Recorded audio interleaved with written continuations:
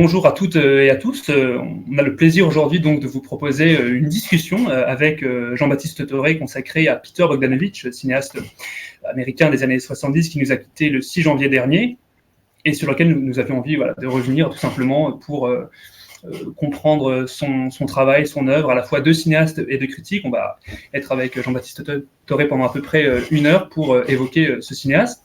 Alors, pour vous présenter très brièvement Jean-Baptiste Toré, vous avez notamment écrit le cinéma américain des années 70, vous êtes un spécialiste reconnu, historien et critique reconnu des années 70, qui donc a sorti ce livre en 2006 et a ensuite travaillé sur certains angles morts, zones un petit peu laissées de côté, et notamment donc Peter Bogdanovich, à qui vous avez consacré en 2018 un livre d'entretien qui s'intitulait Le cinéma comme élégie, conversation avec Peter Bogdanovich, paru aux éditions Carlotta, qui est donc un recueil de 10 ans de discussions passionnées, cinéphiles avec Bogdanovich, où le cinéaste évoque à la fois son travail, son œuvre, de critique et de réalisateur, ses dizaines de films, et ses quelques livres aussi. Bogdanovich est en fait peu connu en France pour son œuvre aussi d'historien, de passeur du cinéma, mais c'est de tout ça qu'on avait envie de parler avec vous aujourd'hui.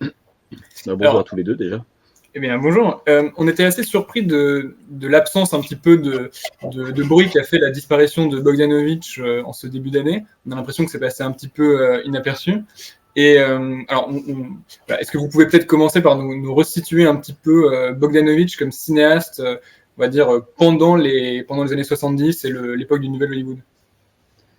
Oui, le peu de bruit de Bogdanovich, en fait, ça confirme quelque chose qu'on sait depuis maintenant quelques années, c'est que Bogdanovich est un cinéaste qui a toujours été en fait mal identifié par la critique européenne, et même s'il y a eu une sorte de petit retour en grâce au cours des années 2000, ça reste un cinéaste dont le parcours est un peu erratique. C'est quelqu'un qui n'a pas eu, on pourrait dire, ses lettres de noblesse, alors que dans les années 70, Bogdanovich a été quelqu'un, y compris un peu en France au moment de la Picture Show en 71, quand le film sort, qui avait une cote importante. Aux États-Unis, une cote évidemment phénoménale, mais en France aussi. Et donc, le fait qu'il disparaisse sans faire beaucoup de bruit, alors je vous dirais oui, mais vous savez, c'est le cas de beaucoup de cinéastes, hein. À part quelques cinéastes extrêmement connus, dans les années 80, quand LHB est mort, ça n'a pas été non plus quelque chose qui a été considéré comme un fait important. Donc, la place de Bogdanovich, en plus, elle est compliquée parce que, en fait, l'histoire du Nouvel Hollywood, elle est à peu près faite maintenant, dans les grandes lignes, on peut dire.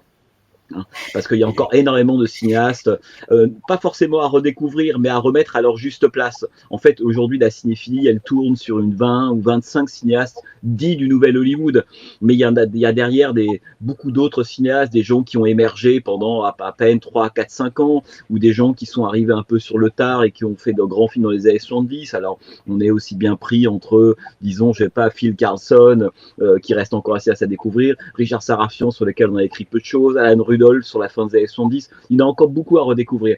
Mais Bogdanovich, en fait, il n'a pas complètement correspondu au schéma qu'on a fait au monde de l'écriture du Nouvel Hollywood. Il y avait d'un côté les purs, on pourrait dire, Friedkin, Coppola, De Palma, LHB, le Robert Altman tardif, Dennis Hopper, Monty Hellman, Bob Rafelson, enfin tous ces gens-là. Et puis il y avait de l'autre côté le cinéma américain, parce que rappelons quand même que le cinéma américain des années 70 est un peu plus vaste que le Nouvel Hollywood. Il y avait vraiment 2 cinémas à l'époque. En France, on a parfois tendance à considérer que le cinéma américain des années 70, c'est le Nouvel Hollywood. Absolument pas. Le Nouvel Hollywood est une partie du cinéma américain de l'époque. C'est symboliquement le plus fort, mais ce n'est qu'une partie. Et il y avait à côté de ça un cinéma qu'on pourrait qualifier de plutôt plus réactionnaire, plus nixonien, plus en phase avec le public. Rappelons que Nixon a été élu quand même en 69, donc ça montre bien que le Nouvel Hollywood, la contre-culture, n'était pas majoritaire. Et donc voilà, on a un peu dansé sur ces 2 piliers-là. Grosso modo, il y avait Dennis Hopper d'un côté et il y avait Charles Bronson de l'autre, pour faire court. Bon. Le problème avec Bogdanovich, c'est que c'est un cinéaste qu'on a mis dans les critiques américains dans la catégorie du Nouvel Hollywood, mais qui n'y appartient qu'imparfaitement. C'est-à-dire que Bogdanovich, c'est quelqu'un qui a un pied effectivement dans son époque, un film comme La Cible, son premier, Target, son 68, Last Picture Show, sont vraiment, on pourrait dire, des films dits du Nouvel Hollywood, ou en tout cas qui possèdent les traits du Nouvel Hollywood. Et en même temps, c'est quelqu'un qui, par son comportement, son travail d'historien auparavant, son goût immodéré des grands cinéastes classiques américains, sa faible connexion avec les cinéastes de sa génération, à l'exception en gros un peu de Coppola et Friedkin pour des raisons de production, mais qui a été en fait qu'on a pris souvent aussi pour un cinéaste un peu nostalgique, en fait intégralement tourné vers le passé, le grand cinéma américain classique qui s'appelle Ford, Wells, Hawks, McCarey, Cukor, enfin tous ces gens-là. Et donc la position de Bogdanovich à l'intérieur du Nouvel Hollywood, elle est très compliquée. Et comme on a fait quand même l'histoire du Nouvel Hollywood de façon un peu binaire, en disant il y a ceux qui y appartiennent et ceux qui n'y appartiennent pas, la position, on pourrait dire un peu d'entre-deux de Bogdanovich, lui a plutôt été, on pourrait dire, assez fatale.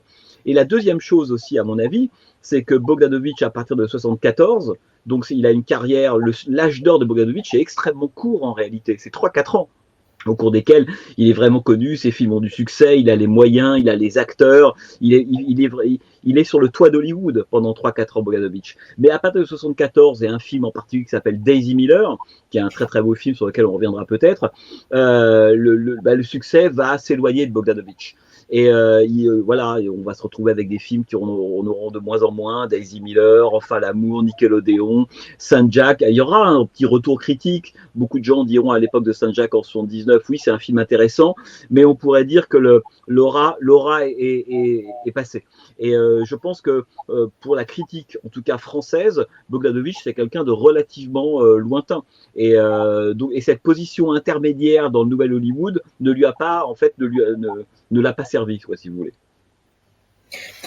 J'aurais presque envie, en fait, avant de rentrer véritablement dans la filmographie de Bogdanovich à partir donc de La Cible et de tous les films qui vont suivre, de revenir sur une décennie qui, en tout cas de mon point de vue, presque depuis ma propre compréhension du cinéma, était très peu connue en France, c'est-à-dire c'est les années 60, ce que fait Bogdanovich dans les années 60 en tant que cinéphile, que critique, que programmateur, par exemple au MoMA où il trois étés consécutifs, il consacre des rétrospectives, pas intégrales, mais très importantes, donc d'abord à Wells, ensuite à Hawks, ensuite à Hitchcock. Il s'entretient avec un nombre incalculable de cinéastes et d'acteurs, entretiens qui serviront plus tard à des livres, et notamment à 2 livres, un sur les réalisateurs qui s'appelle Who the Hell Made It, et un sur les acteurs qui sortira juste après. Livre d'ailleurs, celui sur les acteurs qui n'a même pas été, qui n'est pas paru en France, qui existe en Italie, mais qui n'a pas été publié donc en version française. Est-ce que vous pourriez nous raconter ce que fait Bogdanovich pendant ces 10 années-là, 10 années au cours desquelles en fait, il apprend son métier auprès des grands maîtres de l'âge d'or, quoi. En fait, c'est intéressant parce que les années 60, Bogdanovich va se retrouver, on pourrait dire, à être embauché par Roger Corman à la fin des années 60, grosso modo 67. Il va commencer à rentrer dans cette écurie-là. Donc là, on l'identifie très clairement. Quand il est chez Roger Corman, on se dit, voilà, effectivement, Bogdanovich appartient au Nouvel Hollywood. Il est avec Henry Jaglom, Jonathan Demme, Peter Fonda, enfin tous ces gens-là.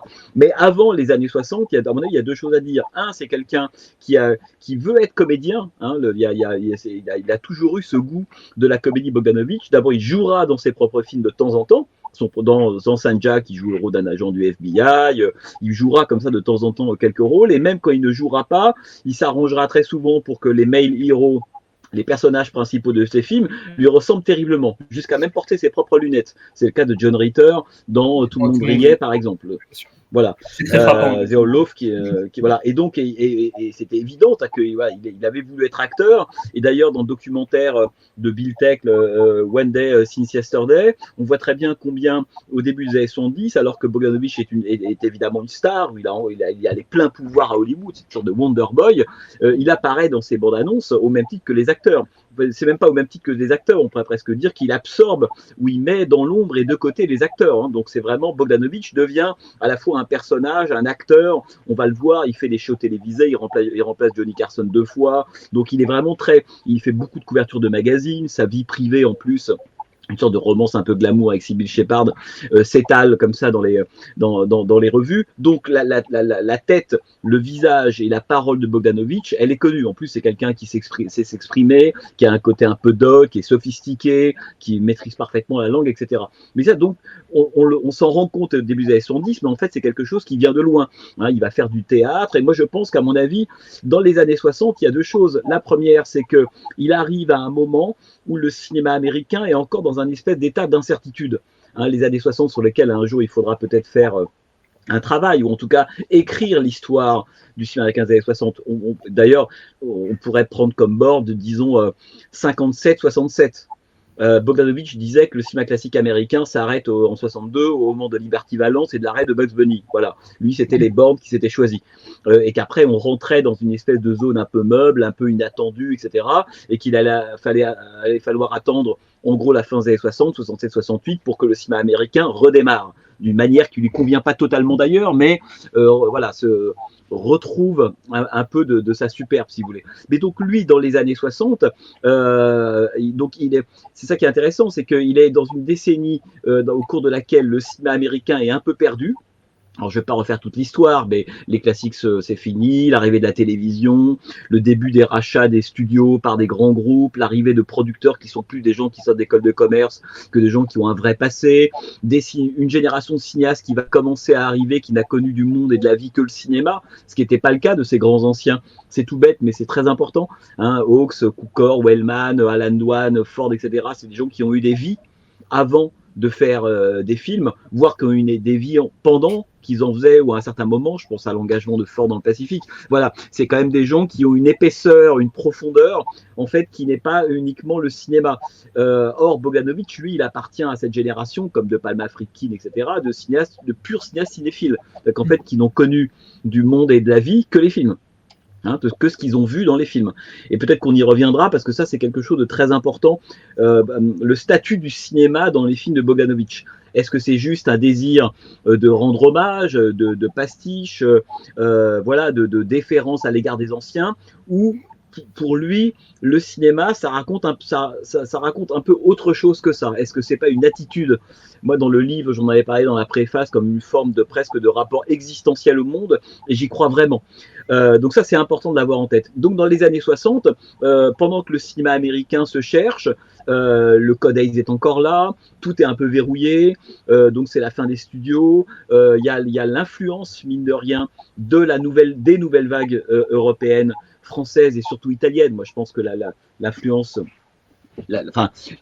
la plus importante sur le cinéma américain des nouvelles vagues, ce qu'on appelle les nouvelles vagues, c'est évidemment la nouvelle vague italienne. Je pense que Antonioni a eu, par exemple, ou Fellini, le Fellini du 8,5 ou des choses comme ça, ont eu une influence bien plus importante en réalité que Godard et Truffaut. Même si les cinéastes américains aiment beaucoup dire que Godard a été quelque chose de clé pour eux, je n'y crois qu'à moitié. Je pense que c'est du côté italien. Et d'ailleurs, vous le savez, Bogdanovich, à la suite de Wells, s'attaquera aussi au cinéma italien, etc. Donc, il voit bien, il y a dans sa tête, à mon avis, quelque chose qui se crée à ce moment-là, à savoir que le cinéma américain, le grand cinéma classique américain est mort, est en train de disparaître. Deuxième chose, sa disparition est concomitante de l'arrivée de nouvelles vagues qui contestent toutes les règles de narration, on pourrait dire, une mise en scène classique. Donc, sans faire de psychanalyse de bazar, je pense que dans sa tête, il y a la corrélation entre la fin de Ford et la gloire d'Antonioni, si vous voulez, comme si l'un était responsable de l'autre. Hein, il y a un peu quelque chose de cet ordre-là qui joue. Et donc ça, c'est vraiment ce moment-là. Et puis la troisième chose, c'est qu'il va se retrouver, lui, presque comme une sorte de réaction de défense, à vouloir aller voir, comme vous le disiez, tous les anciens. Et il va pas du tout être, même s'il est contemporain des cinéastes de sa génération, il va passer du temps avec les anciens. Et moi, j'ai souvent pensé à Bogdanovich comme une sorte, par moment, de version presque américaine de Tavernier en France. Hein, je pense que ce sont deux personnalités. Après, on peut juger différemment leur œuvre en tant que cinéaste, ça c'est autre chose. Mais ce sont deux personnalités qui, à un moment, ont eu peur que les grands anciens, que le grand cinéma classique, parce que quand il parle du cinéma classique américain comme d'un âge d'or, il en parle comme un état de plénitude absolue en termes de mise en scène, de jeu des acteurs, etc. Vous savez, il y a ceux qui disaient que la plénitude absolue est atteinte au moment du muet et qu'il faudra beaucoup d'années avant que le cinéma parlant américain retrouve cette virtuosité et cette liberté-là, visuellement parlant, alors qu'elle est d'abord entravée par l'arrivée du parlant qui l'a fait régresser en termes esthétiques. Bogdanovich, lui, a le sentiment qu'il y a un trésor, et puis c'est un Américain, Bogdanovich. L'Amérique, c'est pas une civilisation millénaire.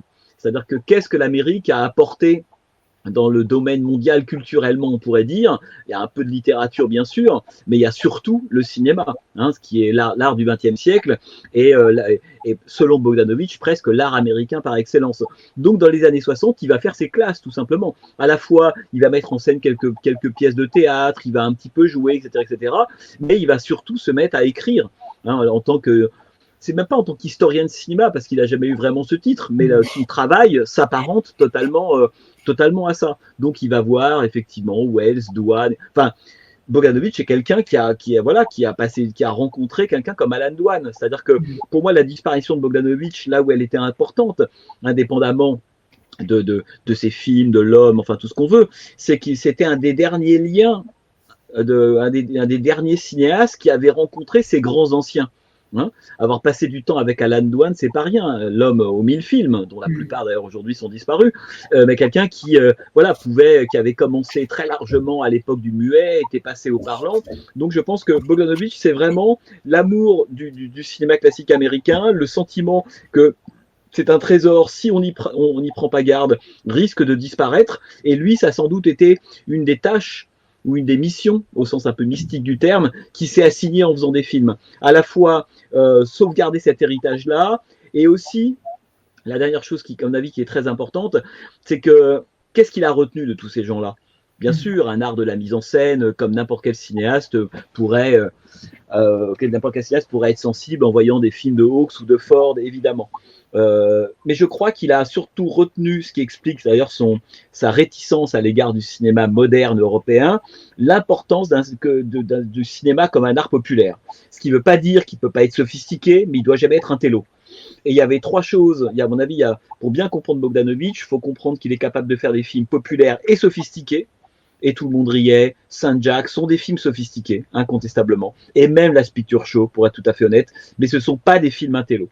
Autrement dit, le grand cinéma classique américain, ce sont des grands films d'auteurs, au sens où on pourrait presque nous l'entendre, politique des auteurs, etc., mais qui sont aussi de très grands films populaires. Et ce qui reproche au cinéma européen, c'est d'exclure une certaine catégorie de spectateurs pour ne faire que des films à usage de gens qui ont un certain bagage culturel, à une communauté de cinéphiles en particulier. Lui, ce qu'il émeut, c'est de voir devant un film de Léo McCarey, de Buster Keaton ou de John Ford, de voir qu'en même temps, on peut avoir un critique très affûté, je sais pas, du New Yorker ou du Washington Post ou un universitaire vibrer ensemble avec quelqu'un d'une origine beaucoup plus modeste, un plombier, un prof, un cireur de chaussures, enfin peu importe. Et je pense que cette question-là, moi il m'en a très souvent parlé, cette idée que il faut pas oublier que le cinéma est un art populaire, on peut tout raconter, on peut tout dire,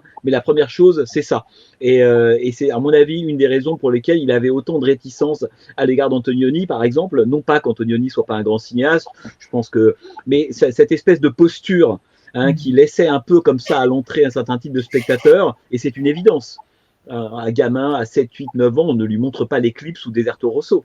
Et j'adore Antonioni, là n'est pas la question. Mais il y a un travail préparatoire, il y a presque des étapes, il y a des codes. On n'arrive pas dans le monde antonionien comme on arrive dans le monde de Ford ou de Ward Hawks, c'est une évidence. Et ça, pour lui, c'était quelque chose d'extrêmement précieux, de toujours garder, en fait, d'une certaine manière, ce rapport au cinéma populaire. Et donc, il se retrouve en 67, après cette espèce de décennie où il a fait ses armes, il a enregistré La Parole des Anciens.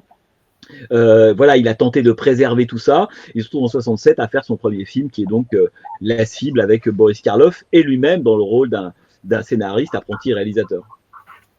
Est-ce que c'est clair ce que je vous raconte ? Tout à fait, oui. Mais c'est intéressant, évidemment que la cinéphilie de Bogdanovich se voit à travers les films que lui a réalisés. Donc évidemment, dès La Cible, il y a Boris Karloff qui revient, il y a toute une sorte de mise en abîme avec un film dans le film. Il y a des citations plus ou moins directes dans tout le reste de sa filmographie, que ce soit Les raisins de la colère qu'on devine dans La Barbe à Papa ou Red River de Hawks qui est diffusé tel quel dans La Picture Show.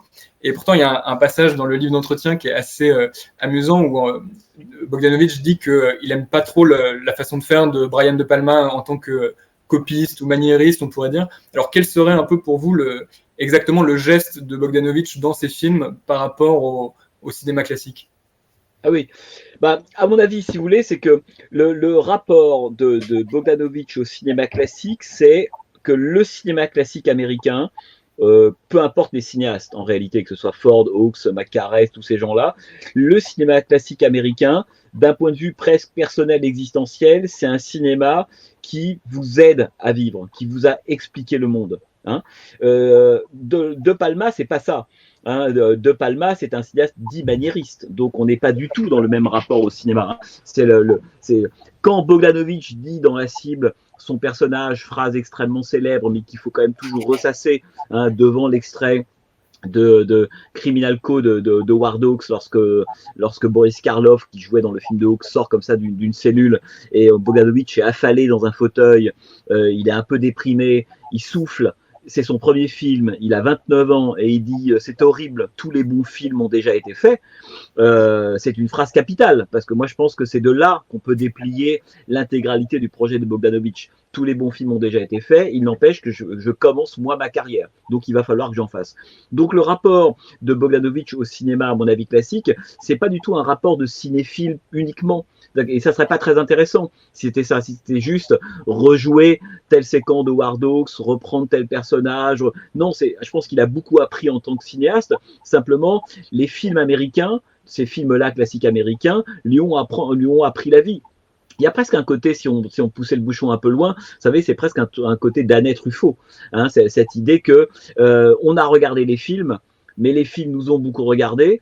Et moi, je cite dans la préface Stanley Cavell à la recherche du bonheur, qui, à mon avis, est un philosophe américain qui s'est intéressé notamment à la question des comédies du remariage et du rapport, on pourrait dire, entre le cinéma et la réalité et la vie, pour faire très très court. Et lui avait une proposition qui était hyper intéressante. Il disait, c'est pas du tout, le cinéma n'a pas regardé la vie pour le reproduire, c'est la vie qui a regardé le cinéma pour s'en inspirer.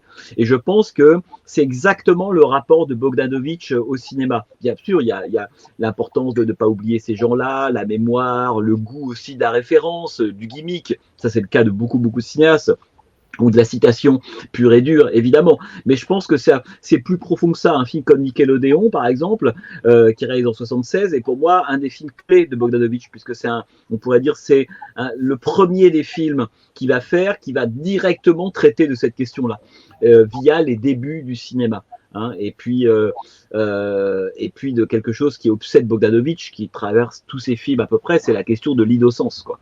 Hein, c'est en ce sens-là que là, pour le coup, on a aussi un cinéaste qui ne peut pas être, qui met à distance la question du cinéma moderne. Le cinéma moderne, c'est un cinéma de la critique, de la distance, c'est un cinéma blasé, c'est un cinéma à qui on n'a fait pas, qui est revenu d'eux.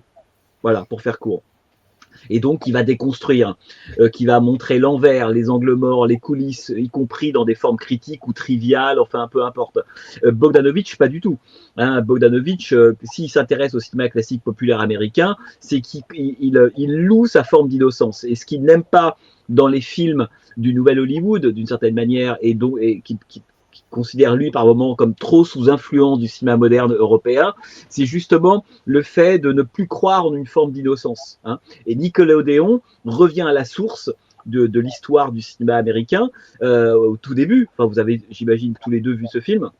Hein, qui est un film absolument, de ce point de vue-là, formidable, et qui enregistre le moment, enfin, à la fois de l'innocence et de la fin de cette innocence-là, à un moment extrêmement précis, qui est le moment de la projection de naissance d'une nation de Griffith en 1915, là où le cinéma commence à se prendre au sérieux, à se prendre comme un objet d'art. Et ça, c'est quelque chose qui fait peur à Bogdanovich, et c'est pas inintéressant qu'à la fois le cinéma va continuer après Griffith, et d'ailleurs la petite bande de scénaristes, cinéastes qui étaient tous autre chose avant, hein, figurants, hommes de cirque, avocats, etc., va reprendre le chemin. Mais le chemin d'après la production du film de Griffith n'a plus la même saveur que le chemin d'avant.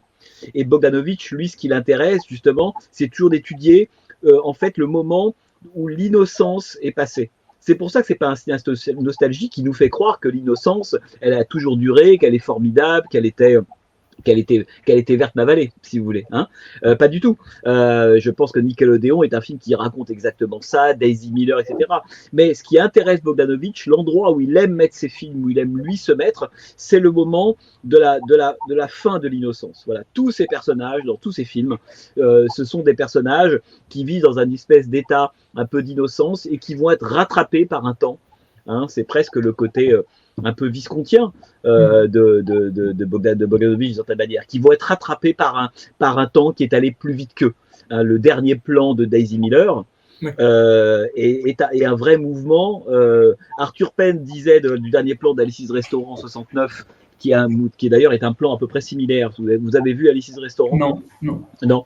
Regardez-le, parce que le tout dernier plan d'Alice's Restaurant en 69 est à peu près le même que le dernier plan de Daisy Miller. Et Arthur Penn disait à l'époque, c'est mon plan, c'est un long travelling arrière qui s'éloigne d'une femme comme ça, qui comprend que l'époque des hippies, de l'innocence, etc. est finie. Hein. C'est un moment très mélancolique, assez poignant d'ailleurs. Et Arthur Penn disait, c'est mon mouvement de caméra à la Proust. Hein. C'est la façon dont une réalité s'éloigne et passe du présent à la mémoire. Autrement dit, c'est le moment où on voit en temps réel le temps en train de partir. Voilà. Et ce mouvement que va reprendre Bogdanovich à la fin de Daisy Miller, c'est la même chose. Hein. Et c'est presque un des plans les plus beaux du cinéma de Bogdanovich, parce que c'est un cinéma qui enregistre exactement ça. Quand vous regardez la fin des films de Bogdanovich, on a très souvent soit un personnage qui s'en va dans la profondeur de champ, c'est le cas de Saint-Jacques, ce qui est une façon de dire que ce personnage-là est en train de prendre congé en fait d'un monde qui lui-même a changé, dans lequel il n'a plus forcément sa place, ou alors c'est un mouvement de caméra qui s'éloigne du personnage qui lui reste à une position fixe, comme si cette fois c'était le temps qui mettait à distance le personnage. Et ce moment-là de l'innocence, si vous voulez, qui a eu lieu et qui est en train de se perdre, ça continue, mais ça n'aura plus la même saveur qu'avant. C'est vraiment, à mon avis, notamment un film comme Nickelodeon qui l'incarne exemplairement, si vous voulez. À propos de je ne peux pas ne pas faire la référence à propos de ce plan qui s'éloigne, un travelling arrière qui s'éloignerait comme ça d'un personnage ou d'un objet. On peut évidemment citer votre propre film, We Blew It, qui se termine aussi par un plan extrêmement long, qui fait référence à un autre film des années 70, qui est donc Electra Glide in Blue. Et justement, vous avez évidemment interrogé Bogdanovich pour We Blew It. Il occupe d'ailleurs une place assez importante, il revient à 5 moments différents dans le film. Et vous lui donnez notamment la parole pour parler justement d'abord de l'assassinat de Kennedy, de la mort de Kennedy, qu'est-ce que ça représente dans l'histoire de l'Amérique, puis la mort de Sharon Tate en 69, assassinée donc par des membres de la famille Manson. Et dans les deux cas, Bogdanovich parle de cette fin de l'innocence, de cette perte de l'innocence, de la mort de quelque chose dans une Amérique qui à ce moment-là rentre dans le cauchemar, rentre dans la noirceur. Et c'est évidemment un discours qui semble un peu rentrer en contradiction ou qui est en décalage en tout cas avec l'euphorie qui est souvent brandie, l'euphorie d'Easy Rider pour le dire assez vite, quoi. Bogdanovich, c'est quelqu'un qui a tout de suite vu la part de perte et de déperdition qu'il y avait dans les années 70 plus tard dans le film. Il y a une très très belle, un très beau travelling latéral sur les paysages du Midwest américain où c'est simplement la voix de Bogdanovich qui parle de John Ford et il se demande mais comment c'est possible que moi je puisse faire des films et que John Ford ne soit pas au boulot, quoi. Qu'est-ce que c'est que cette époque, les années 70, qu'on présente comme un âge d'or où John Ford n'est pas au travail. Voilà, Non, c'est vrai, mais alors, oui, alors, alors, disons que je pense, alors, vous dites que Easy Rider, le versant euphorique, je suis d'accord, mais en partie, c'est-à-dire que quand on regarde dans le détail Easy Rider, c'est vrai dans la première partie du film. Mais à partir du moment où Jack Nicholson, l'avocat Hanson, se fait tabasser, le film rentre dans une humeur beaucoup plus sombre, hein, pour ne pas dire saturnienne en réalité. On prend toujours Easy Rider comme deux hippies, cheveux au vent, sur leur Harley qui traversent l'Amérique via la route qui les mène jusqu'en Louisiane. C'est vrai dans la première partie du film, presque jusqu'au cliché et presque jusqu'à l'image d'Épinal. d'une certaine manière. Et d'ailleurs, il faut aussi se rappeler dans Easy Rider ce plan hommage de Peter Fonda et Dennis Hopper au cinéma de John Ford, puisqu'il y a aussi évidemment ça, et que Peter Fonda, c'est quand même Peter Fonda. C'est quand même le fils d'Henry Fonda. Bon. Mais la seconde partie d'Easy Rider, on est en 69, a aussi, à mon avis, me semble-t-il, cette espèce de préscience. On pourrait citer beaucoup de films, Les gens de la pluie, Vanishing Point de Sarafian, tous ces films-là, et Alice's Restaurant dont je vous parlais, qui sont des films de 69. Moi, je pense que pour être tout à fait honnête, en étant un peu précis, je pense que le nouvel Hollywood, et même d'ailleurs le lauréat, je ne sais pas si vous vous souvenez du dernier plan du lauréat, avec Katharine Ross et Dustin Hoffman. Dustin Hoffman a enfin arraché Katharine Ross à son espèce de famille des années 50, de l'ère d'Eisenhower, un peu de carcan rigide, des valeurs un peu passéistes, frelatées en plastique, pour vivre l'aventure et prendre la route, comme une sorte d'amorce de ce que va devenir le road movie plus tard. Moi, je pense que c'est intéressant. En fait, on pourrait presque dire que le premier véritable road movie de l'histoire du cinéma américain moderne, c'est le dernier plan de lauréat, comme si Dennis Hopper était le cousin vieilli, sous-joint en fait du lauréat Benjamin Braddock dans le film. Mais souvenez-vous, à la fin, on a l'euphorie dont vous parlez. Ils sont tous les deux ils vont à l'arrière du bus, ils sont tout contents. Elle a encore sa robe de mariée, lui est réjoui. On voit derrière la vieille Amérique, presque dans le rétroviseur, qui s'éloigne alors que le bus avance. Et puis peu à peu, le coup de génie de Mike Nichols à ce moment-là, c'est de faire durer le plan. Et là, on a une ambiance un peu plus sombre avec ce questionnement. Alors, c'est pas la préscience aussi négative que celle de la fin d'Easy Rider ou dont Bogdanovich parle évidemment, mais il y a un voile d'inquiétude, à savoir que est-ce que tout va être aussi euphorique que ce qu'on croit. Et là, on n'est qu'en 67. Et en 69, vous savez, moi je pense que Easy Rider, on est donc en 69 et puis 70, après la mort de Robert Kennedy, l'assassinat de Martin Luther King en 65 et puis 68 et puis le début de la guerre du Vietnam et Sharon Tate Manson, quand vous prenez l'histoire américaine en 69, c'est déjà la fin. Et pour moi, toute la beauté du nouvel Hollywood, ça a été précisément de se bâtir sur ce paradoxe. Comment faire pour, on pourrait dire, ouvrir un nouvel âge d'or, rebattre les cartes, prendre la route, revitaliser tout ça, tenter un changement de société, etc., tout en sachant pertinemment que tout ça c'est foutu. Et c'est foutu pourquoi ? Parce que c'est trop tard. Donc ce sentiment d'arriver trop tard est un sentiment, à vie, qui a touché les grands cinéastes du Nouvel Hollywood assez rapidement. Et Bogdanovich, lui, ça arrive doublement trop tard. Parce que John Ford ne tourne plus. Lui, on pourrait dire que le début de la fin, il le date à 10 ans auparavant, d'une certaine manière. Et je pense qu'il le date, la préscience qu'a Bogdanovich, c'est effectivement 62-63. 63, l'homme qui tue à Liberty Valance, assassinat de Kennedy. C'est là la fin de l'innocence. Et après, là, on ne parle pas forcément de cinéma, mais là, au cours du XXe siècle, la fin de l'innocence américaine, c'est l'assassinat de Kennedy. Alors évidemment, rétrospectivement, on a fait de Kennedy une espèce de point de bascule phénoménal, et lors de son vivant, Kennedy n'était pas cette espèce de mythe qui incarnait le père de la nation, qui prolongeait l'innocence, absolument pas. Mais une fois qu'il est mort, il y a quelque chose qui a été perdu, c'est Don DeLillo qui disait, c'est 7 secondes qui ont brisé en deux ce siècle et l'Amérique. C'est pas rien. Donc ça a été capital, et c'est ce que raconte évidemment Bogdanovich. Et moi dans We Blew It, c'est les moments qui m'intéressaient évidemment, c'est de le mettre à chaque fois sur des moments de bascule. À la fois le fait que moi je tourne et pas Ford, ce qui est évidemment une réflexion que moi je trouvais absolument passionnante d'une certaine manière, comme s'il s'en voulait, ou il en voulait aux gens de sa génération du Nouvel Hollywood de ne pas avoir fait la place ou d'avoir ringardisé John Ford, ce qui est incroyable évidemment, mais c'est comme ça en réalité. Et puis de l'autre, évidemment, le meurtre de Sharon Tate, et je pense qu'il en parle aussi parce que quand je fais l'entretien avec lui en 2016, il en parle aussi parce que le meurtre de Sharon Tate, c'est la fin d'une innocence, notamment l'innocence des hippies ou de rêves contre-culturels qui amusaient, qui donnait envie et qui va faire peur.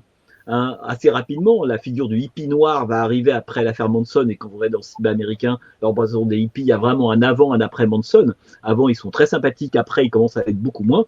Mais je pense que la mort de Sharon Tate, son assassinat glauque en 69, fait aussi écho au moment où moi je fais l'entretien avec Bogdanovich à l'assassinat de Dorothy Stratton en 80. Je pense qu'il racontant l'innocent, la fin de l'innocence, on pourrait dire de l'ère contre-culturelle ou hippie à laquelle lui s'est jamais vraiment senti appartenir d'ailleurs. Il raconte aussi en creux certaine manière, la fin de sa seconde innocence à lui, qu'il pense avoir retrouvée avec Dorothy Stratton, qui sera violemment interrompue au moment de son assassinat, quoi. C'est sûr que la fin de l'innocence et cette question un peu de l'avancée de l'époque et des personnages en déphasage, c'est quelque chose qui est dans toute sa filmographie. Donc on a parlé évidemment de Daisy Miller. C'est aussi un peu le cas dans Saint-Jacques, où on a ce personnage d'Américain qui voit un peu la fin d'une sorte d'utopie colonialiste à Singapour. Saint-Jacques, vous, c'est de ce qu'on comprend du livre, c'est un des films de Bogdanovich qui vous plaît peut-être le plus. Qu'est-ce qu'il y a de particulier avec Saint-Jacques, on va dire ce petit moment des années 80, enfin fin 70, puisque c'est 79, avec ensuite Et tout le monde riait et Masque. Qu'est-ce qui, pour vous, se joue particulièrement dans les années 80 de Bogdanovich? Écoutez, moi je vous dirais, je pense que pour moi, l'âge d'or esthétique ou artistique de Bogdanovich, c'est 79-85. Voilà.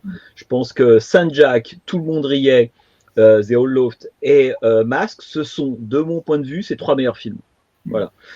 Les autres sont passionnants. La Picture Cholet, évidemment, Daisy Miller est formidable, mais je pense qu'il y a un moment là, sur lequel je vais revenir après, qui n'est pas inintéressant, c'est que son âge d'or artistique, évidemment, ne coïncide pas avec son âge d'or public. De certaine manière, à ce moment-là, on est très très loin du Bogdanovich du début de la décennie. Il n'a plus du tout la cote, et en plus, Tout le monde riait va provoquer sa ruine financière. Enfin voilà, on est à un moment très compliqué pour lui, mais artistiquement parlant, je pense qu'il réalise à ce moment-là ses 3 meilleurs films.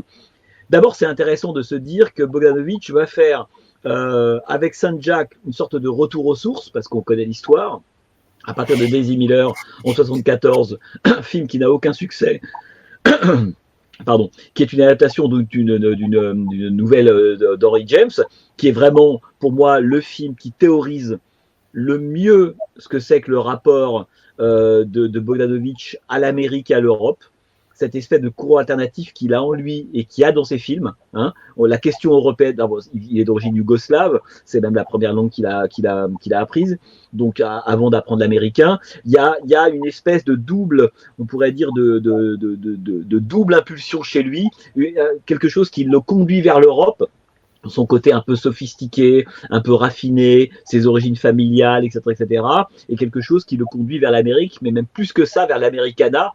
Hein, c'est le Texas de la Picture Show. Comment concilier les deux? Daisy Miller, en 74, c'est peut-être le film le plus autobiographique qu'il peut faire parce qu'il a eu beaucoup de succès auparavant. Donc, il y a eu What's Up Dog, Pepper Moon, Last Picture Show.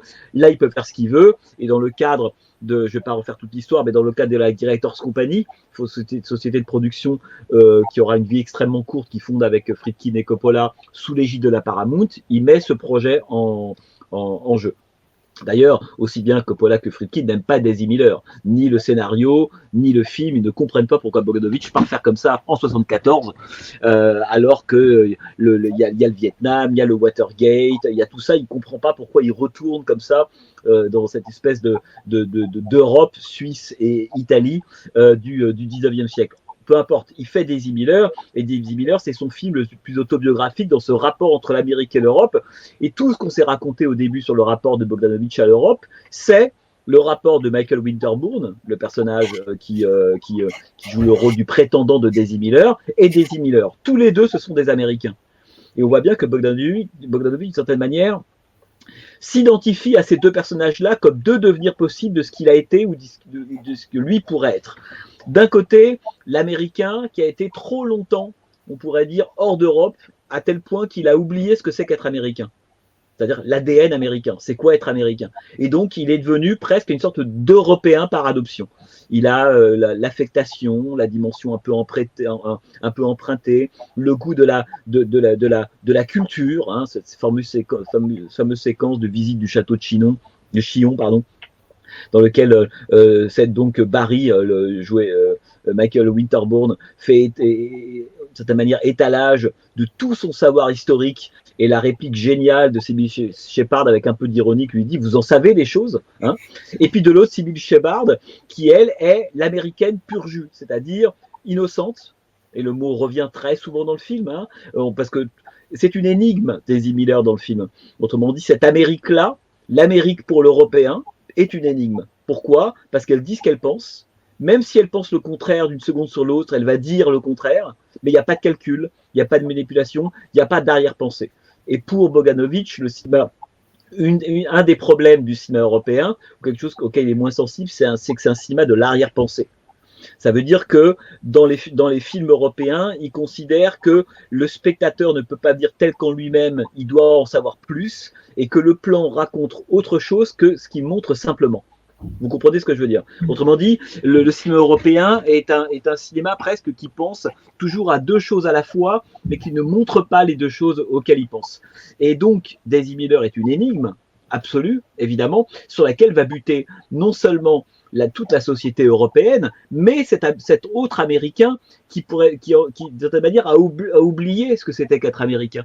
Hein. Et le grand drame de Michael Winterbottom, il le dit à la fin, j'ai dû passer trop de temps hors des États-Unis, le grand dame de Winterbottom, c'est que finalement, il est devenu trop européen. Et comme il est devenu trop européen, il laisse échapper cette femme qui va contracter une fièvre, une maladie dans le Colisée romain et va mourir. C'est une des plus belles, on pourrait dire, pétitions de principe du rapport de Bogdanovich à l'Amérique et l'Europe. Hein. Ce rapport justement à l'innocence, à la naïveté, à l'immédiateté, hein, face à la question de la culture, la civilisation millénaire, le rapport très mondain aux autres, le vernis social, etc.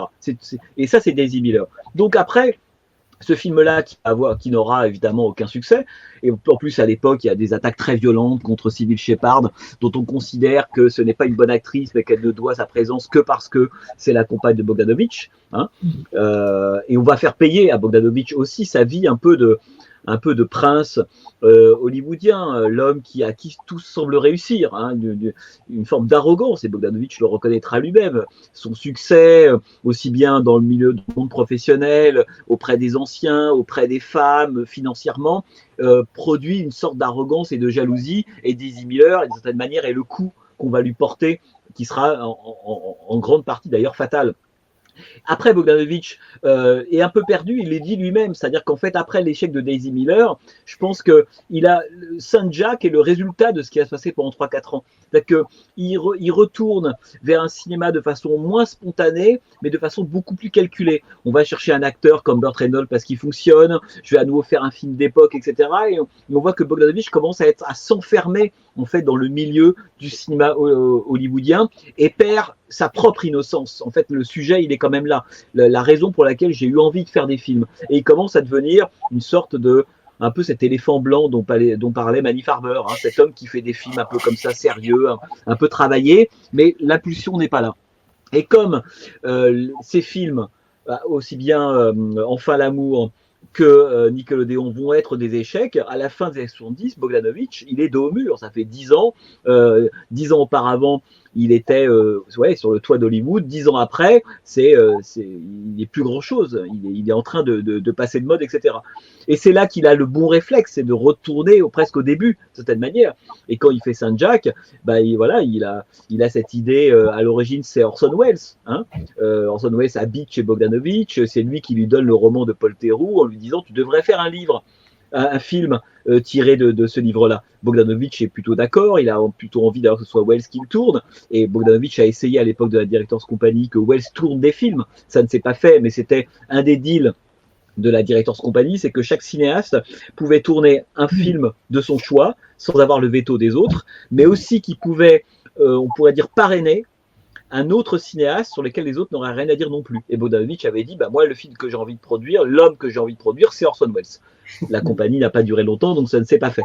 Et donc, à l'époque, c'est Welles que Bogdanovich imagine pour tourner le roman de Paul Theroux. Ça ne se fait pas. Welles lui dit, c'est toi qui vas le faire. Et donc, il y a un problème, évidemment, c'est le cinéma américain. Il y a un problème de budget. Les derniers films de Bogdanovich ont été des échecs. Et donc, il va aller voir celui qui lui a mis le pied à l'étrier au début. On revient voir Roger Corman, la New World, qui va donner un petit peu d'argent, et il va partir à Singapour, et là on voit qu'en fait Bogdanovich rebat toutes les cartes, il fait quasiment table rase en fait. Les films en costume, les studios, les grandes stars, etc., etc., etc. Il y a quelqu'un qui est important pour comprendre, à mon avis, ce qui va arriver à Bogdanovich, c'est John Cassavetes, évidemment. De façon un peu rapide, on peut considérer que Sanjak est une relecture ou une sorte de codicile à bord d'un bookmaker chinois, ce qu'il n'est pas, mais de loin, oui, Ben Gazzara, à la tête d'une communauté, etc., etc. Et Cassavetes va lui donner, d'une certaine manière, ce goût, va lui redonner ce goût de la spontanéité, de l'innocence, repartir faire un film, mais de façon presque artisanale, avec très peu de moyens, et plus du tout ces films écrasés par la machine hollywoodienne, avec plein de paramètres qu'on ne maîtrise pas, et il va faire Sanjak. Et Sanjak, pour moi c'est son plus beau film, en réalité.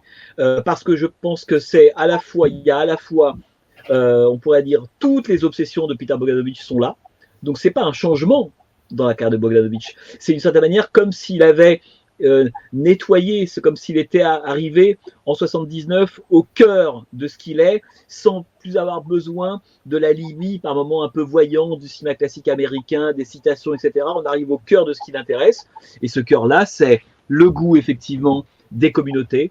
Bogdanovich a toujours adoré ça, la petite ville, le petit groupe d'adolescents, de l'As Picture Show, le petit groupe de cinéastes de Nickelodeon, la bande un peu étrange de hippies sur le tard de Masque, hein. Drôle de film d'ailleurs, puisque c'est quand même, il fait son Easy Rider avec lui avec 15 ans de retard. Là aussi, on a une forme d'anachronisme extrêmement intéressant, parce que Masque est vraiment pour le coup un film du Nouvel Hollywood. C'est peut-être son seul film intégralement du Nouvel Hollywood, tourné en 84. Hein. Et donc voilà, donc on a ce goût des communautés, et là c'est évidemment cette espèce de bordel extrêmement joyeux, dirigé, enfin d'abord rêvé, et puis dirigé par Jack Flowers, interprété par Ben Gazzara. On a évidemment cette question de la fin de l'innocence, et tout le film raconte quand même l'histoire on pourrait presque dire d'un personnage qui est au présent du Singapour de la fin des années 60. On comprend que l'action du film se passe à peu près 10 ans plus tôt, hein, visite de Nixon en Chine, le début de la guerre du Vietnam, etc. Le film n'est pas contemporain, c'est pas un film qui se passe en 79, mais qui se passe 10 ans plus tôt. Donc là, Ben Gazzara est comme plein de personnages de Bogdanovich, il est dans son temps. Il y a ce moment incroyable pour moi de Sanjak, la première partie. On a presque envie de vivre dans ce film-là. Vous savez, je pense souvent les films de chevet sont des films dans lesquels on aurait envie de vivre, et on aura envie d'être à Singapour en 68-69 avec ce type-là.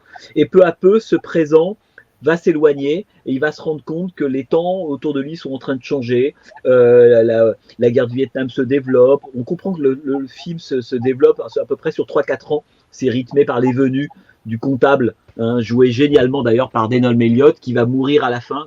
Bon. Et peu à peu, un voile un peu sombre recouvre peu à peu l'aventure, et le point évidemment de bascule, c'est le massacre de son propre bordel. Hein, il se rend compte que cette espèce de vie, cette innocence-là, le fait de pouvoir se mêler comme ça aux gens de Singapour, ça a une limite. Et cette limite-là, c'est qu'il ne peut pas réaliser ce rêve-là. Tant qu'il est un petit homme de main, tout va bien. Mais à partir du moment où il va construire son espèce de maison clos, ça ne marche plus.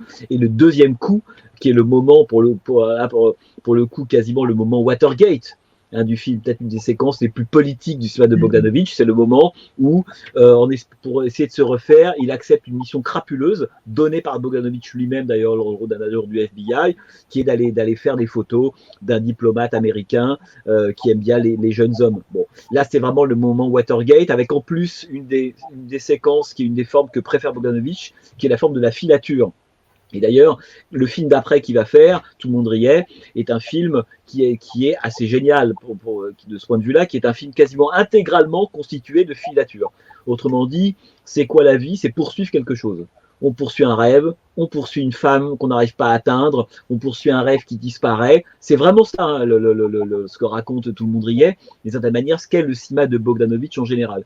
Et Sanjak raconte aussi la fin donc, de l'innocence de ce personnage-là, qui à la fin prend congé de ce monde-là, mais aussi, on pourrait presque dire historiquement, et c'est vrai que peut-être qu'aujourd'hui, les tenants de la woke culture ou du révisionnisme culturel diraient oui, mais quand même, la façon dont Bogdanovich dépeint cette société coloniale, hein, post-coloniale à Singapour, est un petit peu rose. Mais non, mais dans le regard de ces gens-là et de Jack Flower, de ces diplomates, etc., au fond, pour eux, c'est la fin de l'innocence. hein, la mort du comptable, monde de l'enterrement évidemment très symbolique, marque la fin de cette innocence-là. Et évidemment que Singapour va voir disparaître cet effet d'emprise postcoloniale, mais si vous êtes déjà allé à Singapour aujourd'hui, c'est une sorte de Genève asiatique extrêmement froid, ultra sécurisé, sans affect, sans âme, rempli d'expatriés. On est très très loin de côté un peu chaleureux, encore un peu bordélique qu'il y a dans Saint-Jacques. Et moi, je pense que c'est le film dans lequel il arrive à concentrer en réalité avec une liberté incroyable. Hein.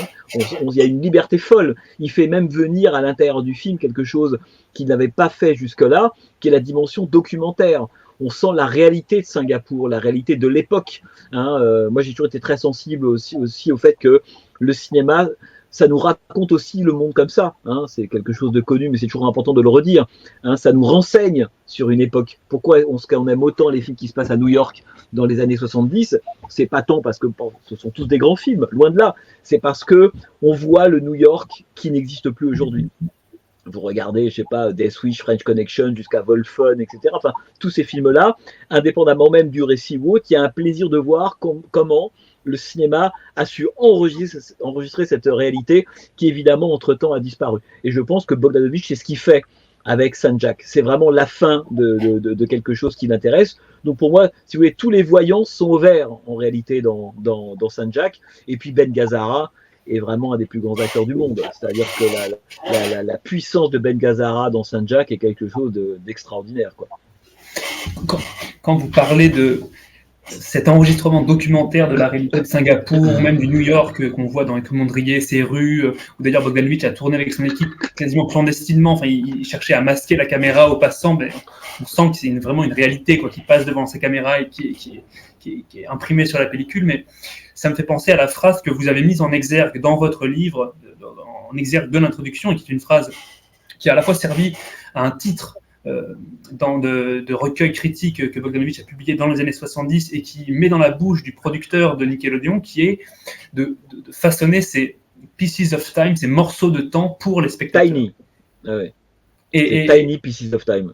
Et j'ai l'impression que dans cette trilogie, qui n'est pas du tout une trilogie reconnue comme telle, mais dans cet enchaînement, disons, filmographique, Saint-Jacques et Tout le monde riait, puis Masque, un peu plus tard, avec la mort de Dorothy Stratton entre les deux, Bogdanovich arrive vraiment à ce point-là où, en fait, il a juste à enregistrer ces morceaux de temps pour ses spectateurs. Et d'ailleurs, vous parliez de la séquence de filature de Saint-Jacques que vous rattachiez à l'atmosphère du Watergate. Il y a quelque chose de presque paradoxal dans ces trois films, surtout dans ces deux films, parce qu'on retrouve un peu ça aussi dans Et tout le monde riait, c'est que, disons, les références au cinéma classique, la tendance cinéphile de Bogdanovich s'efface un petit peu, ou alors se manifeste dans un rapport beaucoup plus serein vis-à-vis de ses propres de ses contemporains. On peut penser à Pakula, en fait, dans Saint-Jacques, dans Les Tout le monde riait, de manière très brève, et évidemment à Cassavetes pour Saint-Jacques. Et c'est comme si, malgré tout, il se reconnectait avec son propre temps, et il arrivait à une synthèse de tous ces paradoxes, c'est-à-dire de mettre au second plan vraiment, d'intégrer, disons, la leçon du cinéma classique, qui est celle de forger ces morceaux de temps qui sont le sel du cinéma, tout en filmant sa propre époque, en se mettant en présent, chose qu'il n'avait pas fait en fait depuis La Cible. La Cible, vous dites, il y a une très belle phrase dans l'introduction, vous dites que à la fin de La Cible, lorsque Boris Karloff en fait triomphe de ce tueur jeune psychopathe, Bogdanovich choisit son camp, celui du cinéma classique et de ses pouvoirs pour la décennie qui vient. Et bien la décennie qui vient, elle s'achève juste avant Saint-Jacques. Et dans les trois films qui vont suivre, il y a cette espèce de grâce quand même. Effectivement, je pense qu'après, il a jamais retrouvé cette alchimie-là, qui est le cœur de son cinéma, et disons l'aboutissement quoi de l'association de sa compréhension du cinéma classique et de la connexion avec sa propre réalité. Oui. Non mais c'est vrai. Non mais vous avez raison. J'ai pas grand-chose à rajouter parce que dans La Cible, ce qui est intéressant, on pourrait presque dire qu'effectivement, la décennie qui vient, le programme s'achève avec Nickelodeon, pour faire court. Et qu'est-ce qui s'achève en fait ? C'est le moment où Boris Karloff vient gronder ou vient mettre au pas la réalité du jeune gamin qui se trouve être un type un peu déséquilibré, qui a tué des gens dans la lignée de Charles Whitman. Donc il vient mettre au pas la réalité. Et de cette manière, il l'admoneste, quoi. Vous voyez ? Ça, c'est la première partie de la carrière de Bogdanovich. On a le sentiment que la réalité est là, mais elle est prise dans le prisme, si vous voulez, du cinéma, des grands classiques, le noir et blanc par exemple, Paper Moon. Bien sûr, ça nous parle de la dépression de l'époque. Elle filtre cette réalité-là, hein, mais elle est quand même à l'intérieur d'un projet de cinéma, presque une sorte de bulle, presque un peu autiste. Et ça, on peut très bien le comprendre. À partir de Saint-Jacques, c'est le mouvement inverse. Comme si Saint-Jacques, en fait, c'était la réalité, en l'occurrence le jeune gamin, qui d'un seul coup allait prendre le pas sur le cinéma.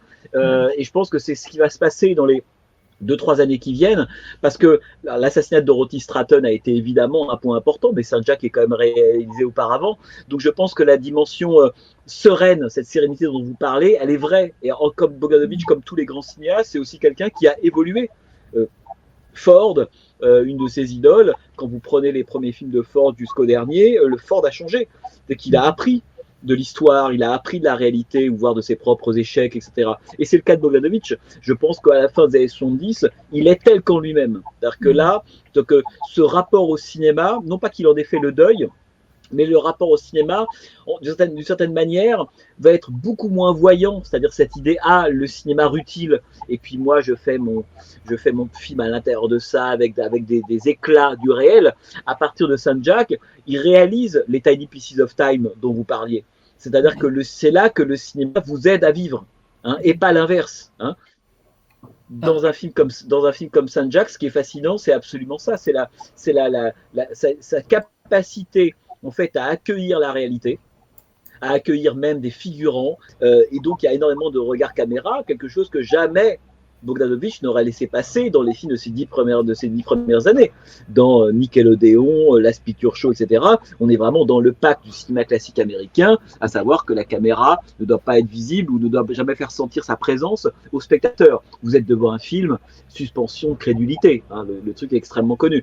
À partir de Saint-Jacques, c'est assez fascinant de voir que non seulement il repart avec une petite équipe, tout a l'air beaucoup plus accueillant, mais en même temps c'est extrêmement écrit, extrêmement bien réalisé. Moi c'est ça qui me fascine avec Saint-Jacques, c'est que c'est un film qui est extrêmement tenu du point de vue de la mise en scène et en même temps totalement ouvert à la réalité, à l'inattendu, à l'improvisation, y compris donc ces regards caméra qui pour moi sont des signaux. Le fait qu'au moment du montage, Bogdanovich n'ait pas enlevé les plans où des figurants qui visiblement assistent au tournage de la scène regardent la caméra est vraiment le signe qu'il y a quelque chose à changer. Et évidemment, ensuite, Tout le monde riait, qui est une sorte... Tout le monde riait, évidemment, on pense beaucoup à Léo Macaré, à Cukor et à Howard Hawks. Hein, c'est à cette grande comédie du remariage, avec ces couples qui se font, qui se défont, etc. Mais d'abord, il faut quand même dire que le film se passe à l'époque à New York. Il faut rappeler que le New York que va filmer Bogdanovich est presque un New York qui n'existe pas en réalité, en tout cas qui est très très loin de l'image que le cinéma américain donne jusque-là de New York. New York, c'est le Bronx. Hein, que quand on va filmer à New York à l'époque, c'est vraiment pour montrer l'enfer, tout simplement. Des guerriers de la nuit, à New York 97, Wolfen, enfin tout c'est là vraiment Death Wish, French Connection. C'est l'endroit peuplé de criminels, c'est le dépotoir, etc., etc. Bogdanovich, lui, il crée un espèce de New York qui serait presque uniquement la 5e avenue, comme si on était dans Breakfast at Tiffany, quoi. On est vraiment dans une espèce de New York un peu rêvé, mais le cinéma, dans Tout le monde riait, d'abord intéressant de noter que c'est un film à l'imparfait. C'est pas Tout le monde rit, mais c'est Tout le monde riait. Comme Quelle était verte ma vallée de John Ford. Voilà, comme Quelle était verte ma vallée. Et ce qui est terrible d'ailleurs, c'est que, évidemment, il ne le sait pas à l'époque, mais Tout le monde riait. C'est aussi un imparfait qui commente le fait que Dorothy Stratton va être assassinée, puisque ce film qui aurait dû être au présent de leur couple, à la fin va devenir un film de famille qu'on regarde au passé, ce qui rend évidemment le film beaucoup plus émouvant. Mais ce qui est assez fascinant dans Tout le monde riait, on se dit là il revient aux États-Unis, donc il n'y a pas Singapour, il n'y a pas le côté guérilla, il n'y a pas tous ces acteurs du coin, on pourrait penser que ça serait un one shot et ensuite il repartirait faire des films comme avant. Pas du tout, c'est qu'on voit Tout le monde riait, pour moi on pourrait dire c'est le mélange entre d'un côté son amour du cinéma américain, sa connaissance absolument parfaite de certaines grandes séquences, de certains réalisateurs, etc., etc., et en même temps ce qu'il a appris sur Saint-Jacques. à savoir la discrétion, l'improvisation, un sentiment de liberté. Le sentiment de liberté, c'est pas un sentiment qu'on a dans les films de Bogdanovich des années 70. Et je dirais même, c'est tout le contraire. Quand vous regardez Last Picture Show, on a le sentiment que la liberté, elle est systématiquement entravée. Ce qui d'ailleurs explique aussi que, on n'en a pas parlé, mais c'est aussi un point important, cette idée que l'innocence dont Bogdanovich nous fait le portrait n'est jamais une innocence qui est une innocence, on pourrait dire, révisionniste ou réactionnaire. C'est pas un cinéaste qui nous dit dans les années 50 c'était génial. Dans les années 50 il y avait aussi des problèmes, mais c'était quand même le temps de l'innocence. Et je pense que Tout le monde riait est le film qui effectue parfaitement la synthèse entre, on pourrait dire, les apports de tous les films très travaillés, chers, gros budget, de studio qu'il a tourné dans les années 70 et la liberté qu'il a acquise sur Saint-Jack. Vous savez, je pense que Tout le monde riait est un film qui a beaucoup marqué des gens qui en ont souvent parlé, comme Noah Baumbach, Tarantino, Wes Anderson. Je pense que c'est un film qui a eu une influence sur le cinéma américain d'après assez importante, comme des films comme Harold et Maude. Moi, je pense que, ou Last Picture Show, vous voyez, c'est des films sur la question de l'adolescence, de l'innocence, etc., qui ont beaucoup marqué certains cinéastes américains. Et je pense que Tout le monde riait est un film majeur pour beaucoup de cinéastes, de jeunes cinéastes américains, même s'il est très peu connu en France en réalité. Petite incise, disons, vous avez édité en DVD donc Nickelodeon dans la collection Make My Day. Est-ce que vous savez si quelque chose va être fait autour des Tout le monde riait, qui est sans doute le plus grand film de Bogdanovich, qui manque encore, disons, dans l'édition française? Masque est sorti, Saint-Jacques est sorti également avec votre contribution, etc. Mais est-ce que Tout le monde riait est-ce que quelque chose se passe autour de ce film? Oui, écoutez, de ce que j'en sais, parce que vous imaginez bien que ça fait longtemps qu'on est on est quelques-uns à s'occuper du cas Tout le monde riait, c'est pas le seul film, il y en a beaucoup comme ça. Oui. Non mais là en fait c'est tout simplement un problème de droit. Et voilà, je sais que moi j'ai regardé ça, je sais que Carlotta, Vincent-Paul Boncourt s'en occupe aussi parce que ça aurait été formidable de pouvoir le sortir. Là Vincent va sortir bientôt Daisy Miller et Texasville, la suite 20 ans plus tard de Last Picture Show. Donc qui arrive là en Bourret bientôt, et il manquera une pièce évidemment centrale qui est Tout le monde riait, mais voilà, le film existe, la version restaurée existe a priori, mais c'est vraiment un problème de droit à négocier, donc ça ne saurait tarder évidemment, et je crois que La Cible va aussi sortir à la rentrée en Blu-ray restauré. Excellent ça. Voilà les amis, je pense que on s'est à peu près tout dit. On approche de la fin, mais en tout cas, merci beaucoup Jean-Baptiste d'avoir été avec nous pour. Non, écoutez, j'espère que c'était à peu près clair, ou vous avez peut-être plein d'autres choses à raconter ou à échanger, quoi. Vous voyez. Bon, on va parler longtemps de Bogdanovich, mais je pense qu'on a déjà fait un tour d'horizon un peu de sa filmographie et aussi de quelques éléments de votre livre de conversation avec lui. Donc je pense que c'est peut-être juste pour terminer, si vous arrivez à le dire brièvement, votre introduction dans votre recueil critique Elle était verte ma vallée se termine sur la phrase qui est très très belle de la flamme des classiques est en train de s'éteindre, il est temps de la raviver. De quelle manière un retour à Bogdanovich aussi comme fil conducteur pour repartir du côté du cinéma classique doit être une direction pour nous tous cinéphiles qui devons quand même tous un peu retourner à ce temps classique qui est oublié, quoi. Nous faisons partie d'une génération, Clément et moi, qui connaît très très mal le cinéma classique, qui n'a pas eu la télévision pour l'apprendre et qui, disons, qui peut se raccrocher grâce à des gens comme vous, comme Bogdanovich, qui nous ramènent là-dessus, mais voilà, en fait, quelle façon Bogdanovich peut servir de guide pour réussir ça? Vous savez, mais je pense que Bogdanovich, lui, il a eu cette espèce de peur ou d'intuition qui se vérifie d'ailleurs aujourd'hui, que le cinéma classique avait l'air comme ça d'être ultra dominant. Et même moi, quand j'ai fait mes études, par exemple, à l'université, les grands classiques, on les étudiait. Mais américains, italiens, japonais, voilà, des gens comme Ford, Hawks, Antonioni, Bergman, Mizoguchi, Ozu, on avait la tête farcie de ces cinéastes-là, dans le sens où c'était un peu les bibles du cinéma, c'est-à-dire comme toujours, comment faire les films si on ne sait pas d'où ça vient, quels ont été les pionniers, bon. Et en fait, Bogdanovich, il a eu cette intuition qu'il y avait comme ça une affaire de génération et qu'on allait se retrouver peut-être un jour à avoir oublié ces cinéastes si connus. nous, on est dans une situation aujourd'hui qui est très particulière. C'est que vous parliez tout à l'heure du bouquin que j'ai fait sur 75 et 70. On était au début des années 2000, 2005, 2006 par là. Et moi, quand je suis arrivé à l'université ou dans la critique, la question de ce cinéma-là des années 70, pour faire court, hein, aussi bien américain qu'italien, était encore très brûlante. C'est-à-dire que l'académie, l'institution n'avait pas encore vraiment reconnu, le travail critique n'avait pas été fait.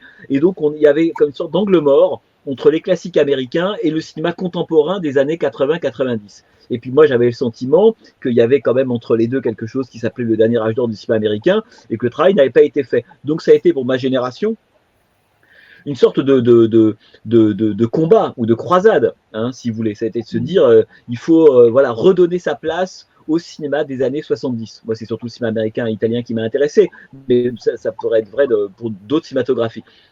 Le paradoxe, donc à la fois le cinéma des années 70 et partant aussi le cinéma de genre qui a partie liée à tout ça. Des gens comme Toby Hooper, George Romero, Larry Cohen, John Carpenter. Bon. Le paradoxe de tout ça, c'est qu'on se retrouve 20 ans plus tard avec ce cinéma, bon, en même temps, je dis une chose qui est connue, mais c'est toujours bien de le rappeler, ce cinéma qui était un peu minoritaire, un peu mal formé, un peu les monstres du placard de l'académie, maintenant est devenu totalement majoritaire et mainstream. Voilà. Et donc avec ce paradoxe qui veut que votre génération, majoritairement, elle connaît plus Argento et Corbucci qu'Antonioni et Bellocchio. Voilà.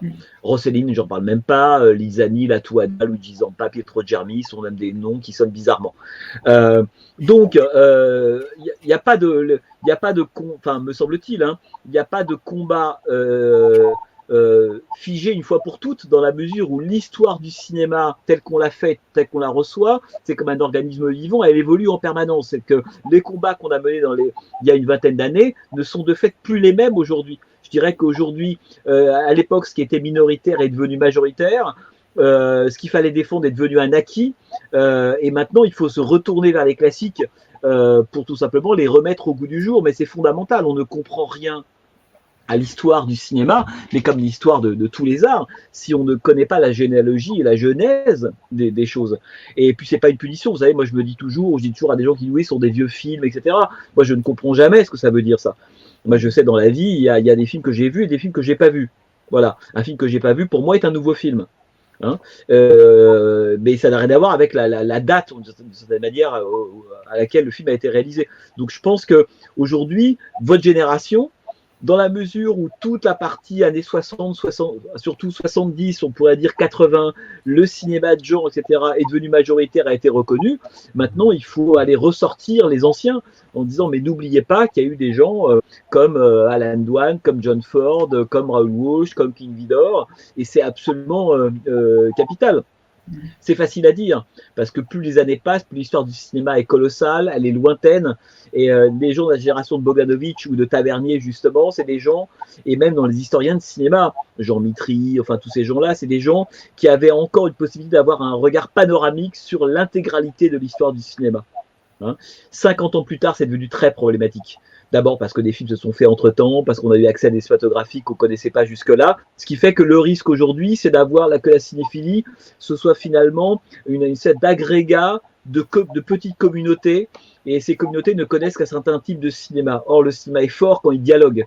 Donc, voilà, le combat, il est encore plus compliqué qu'à mon avis pour les gens de ma génération à mener. Hein. C'est aujourd'hui, oui, cette flamme des classiques qu'il faut impérativement raviver, mais pas parce que c'est des devoirs à faire, pas parce que quelqu'un nous l'a dit, c'est parce que c'est génial, tout simplement. C'est découvrir un film de Ford ou de Vidor, pour ceux qui n'ont pas vu Le Rebelle de King Vidor, ou ceux qui n'ont jamais vu La Charge héroïque ou Le Quai verte ma vallée. Franchement, c'est un plaisir extraordinaire. Donc, il ne faut pas le prendre comme une sorte de choses à faire par devoir ou par nécessité. Non, il y a un vrai plaisir à aller revoir les classiques. Et puis je pense que il y a aussi le fait que l'état du cinéma contemporain, ou en tout cas son évolution étant ce qu'elle est, le patrimoine va prendre de l'importance pour les cinéphiles. Et je ne mélange pas les cinéphiles et les gens qui vont au cinéma. Aller voir des films Marvel au cinéma, c'est pas aller au cinéma, c'est aller voir des films Marvel en salle. Pas pareil. Et je pense que le patrimoine va avoir sans doute de plus en plus d'importance, puisque ce cinéma un peu libre, on pourrait dire d'auteur, a du mal à trouver sa place aujourd'hui. Et on le voit bien, je ne sais pas si vous, votre génération, elle est sensible à ça, mais il me semble que l'actualité, en fait, pour beaucoup de cinéphiles aujourd'hui, c'est presque autant, voire plus, le patrimoine ou les ressorties ou les reprises que les films dits d'actualité, parce qu'on peut faire des films d'actualité extrêmement vieux. Donc moi je pense que voilà, c'est quelque chose d'extrêmement important, parce que quand on a mené le combat pour reconnaître les années 70, tous ces cinéastes et ces gens-là, c'était pas un combat qui était mené contre les classiques, ou dans l'espoir que les classiques soient oubliés. Et d'ailleurs, les années 70 aux États-Unis, c'est un dialogue constant avec le cinéma classique. Hein, l'exemple très célèbre de Searchers de Ford en 57, si on l'a pas vu, comment est-ce qu'on comprend Taxi Driver, Hardcore de Paul Schrader, ou la dernière partie de Voyage au bout de l'enfer? Non. Puisque ce sont eux-mêmes des gens qui se sont construits à partir de leur amour pour le cinéma classique, contrairement au cinéma européen qui a été plutôt un cinéma de la table rase, pas le cinéma américain. Donc la génération d'après doit faire ce même travail d'une certaine manière, hein, mais retournant vers les années 70 qui eux-mêmes étaient tournés vers les années 30 ou les années 40. Donc évidemment, plus le temps passe, plus la tâche est immense. Donc c'est facile à dire, à accomplir, c'est un peu plus compliqué. Merci infiniment. Merci à vous. À bientôt. Au revoir. These things are good. Ice cream and cake, a ride on a Harley, seeing monkeys in the trees, the rain on my tongue, and the sun shining on my face. These things are a drag. Dust in my hair, holes in my shoes, no money in my pocket, and the sun shining on my face.